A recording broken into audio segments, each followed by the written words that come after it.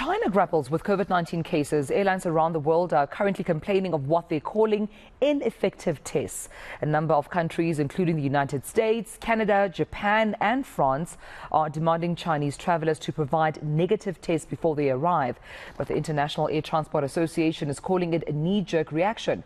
It's pointed out that since the Omicron variant, barriers on travel made no difference to the spread of infections. Now, international travel and tourism was decimated during the pandemic and has still not fully returned to pre-pandemic levels. So aviation expert Des Latham joins us now to talk about this. And Des, thank you so much for your time and good morning to you. Let's talk about this. Do airlines actually have a case here to complain about how ineffective they say these tests, these COVID tests, actually are? Hi, Tamila, and good morning to everyone watching. Yes, because it's well known the World Health Organization only yesterday announced that they were dissatisfied with the data they're getting from China about the level of cases. I mean, China's saying that they have around 5 people now dying in the latest a day, and the unofficial figure is closer to between 5,000 and 9,000.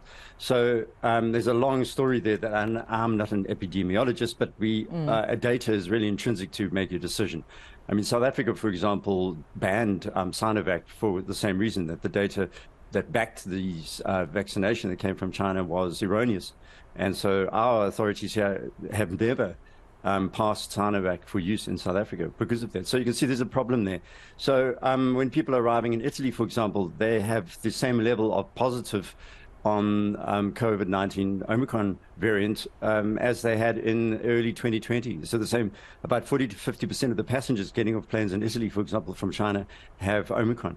That is not acceptable level. And so you can see that there's a push and pull going on here. The airlines, some of them are commenting because they want the industry to go back to normal, but the people living in these regions are not satisfied with the level of testing and the data they're getting. Yeah. What's the impact, do you think, Des, this will have on travel? I'm talking about here the COVID tests as well as the China travel restrictions. Surely there should be, a significant impact that we need to take note of. Well, there's 2 sectors to this. The first is China accounts for about 40% of Southeast Asian travel, and Southeast Asian travel is about 28% of the entire world. So you're looking at a percentage there that's much lower.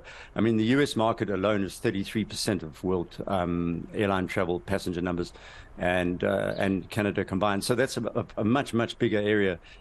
So the effect is at the moment is obviously being felt as a response to the return to normal. But remember last year when we were all returning to normal, China was locked down. So no one was flying in and out of China, and our airlines recovered.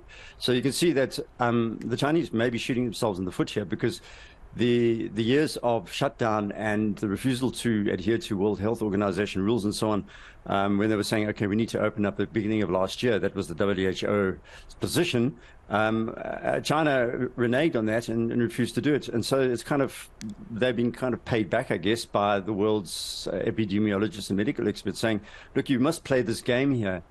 On the aviation side, it's having a knock-on effect in tourism more than the actual cost of airlines. Airlines are recovering. I mean, American Airlines made profit this last year.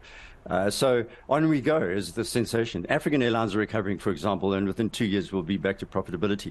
So the jury is out about, how extensive is this? I think it's overblown, overplayed. I mean, India, for example, in the BRICS has also announced they're going to test, and they want a 48-hour test, at least provided by passengers climbing off planes from China as well. They just announced that. So it's not just the kind of Western sphere, if you like, that's doing this. In your view, in your perspective, I mean, since the pandemic, has the aviation industry effectively managed COVID-19 to date? Well, that's such a tough question to answer directly, other than to say that initially I thought that they were smoking their socks, to be honest. In the first few months, they said, oh, we're going to recover in a few months' time from this in early 2020. And I mean, I did a podcast about this and wrote a lot about it, saying you guys are crazy. You know, the Spanish flu is the leading case here, and it took years to recover. So they often put return on investment and financial and shareholders' interests in front of reason and logic. So that's the long answer there, is to say that I always take with a pinch of salt what airlines say publicly, because the marketing managers pay to say it. But at the moment, they've been caught short, some airlines, as you saw in Southwest. In the US, the systems are out of date there, for example. In South Africa, we're caught short because We are slow to recover. The state-owned entities that manage aviation have been caught short of staff, for example. So they can't, the air traffic controllers, we don't have enough. Airlines don't have enough crew because a lot resigned over the last couple of years, and you don't just pop someone in that seat. It takes 3 to 5 years to get someone up to speed enough to get into the front of that aeroplane. So the short answer is they have not handled it as well as I would have liked, had they listened to reason and logic 18 months ago. All right, we'll leave it there. I appreciate you speaking to me about this. Aviation Expert Des Latham, that's where we leave it. Thank you so much for your time this morning.